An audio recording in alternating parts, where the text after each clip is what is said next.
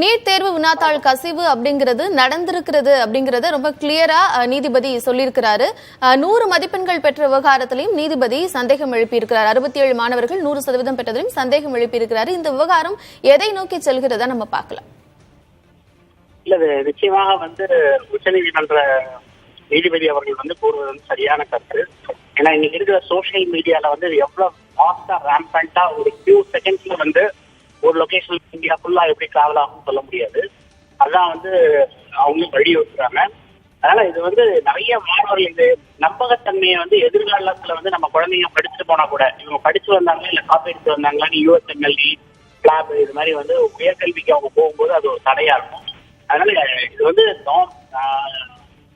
நிச்சயமாக நம்ம உச்ச நீதிமன்ற நீதிபதிகள் இதை நல்லா எவாலுவேட் பண்ணி ஒரு நல்ல தீர்ப்பா தருவாங்க அப்படிங்கிற ஒரு நம்பிக்கை இருக்கு.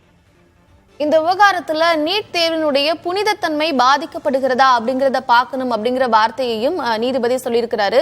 அது மட்டும் இல்லாம அடிப்படையிலான நிறைய கேள்விகளை எழுப்பியிருக்கிறாங்க. எங்க நீட் வினாத்தாள் அச்சிடப்படுகிறது, என்ன தேதியில் அச்சிடப்படுகிறது, என்னைக்கு இது கசிந்தது, இந்த மாதிரியான நிறைய அடிப்படையிலான கேள்விகளை கேட்கிறாங்க.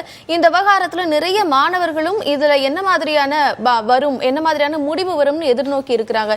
இது என்ன முடிவாக வரும்னு நம்ம யூகிக்கலாம். இது கூடுமான வரைக்கும் இது நம்மளோட கண்ட்ரியோட ஃபியூச்சர் ரொம்ப ஸ்டேட்ல இருக்கு. இவங்களோட எதிர்கால சந்ததியினர் இன்னைக்கு அரசியல் கட்சிகள் 5 ஆண்டுகள் 10 ஆண்டுகள்ல போயிடும்.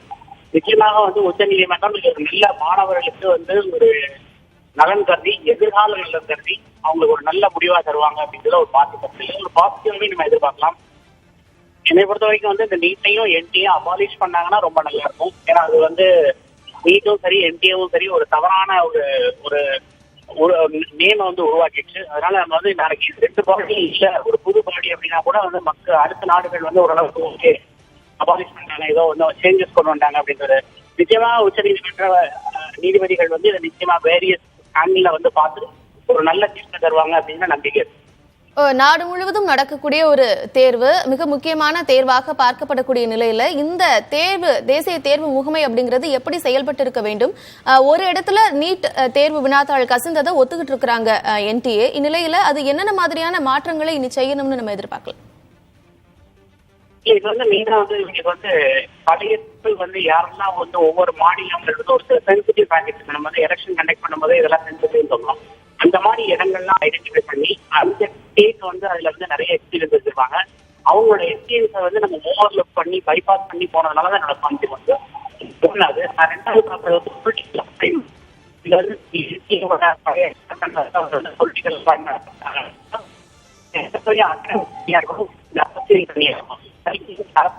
ரெண்டு கலக்கும் போதுதான் இந்த நன்றி. உங்களுடைய நேரத்திற்கும் கருத்திற்கும் நன்றி. இணைப்பில் பகிர்ந்தமைக்கு நன்றி.